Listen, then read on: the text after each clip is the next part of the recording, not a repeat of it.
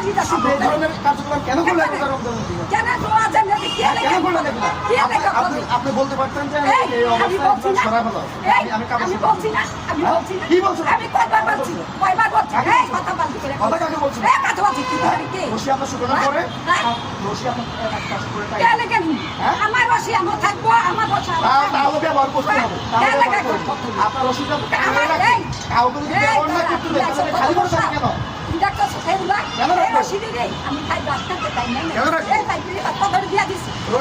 রশি কোথায়?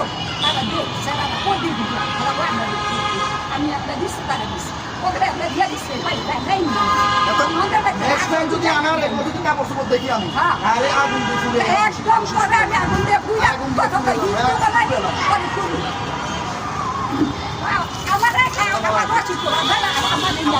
আমার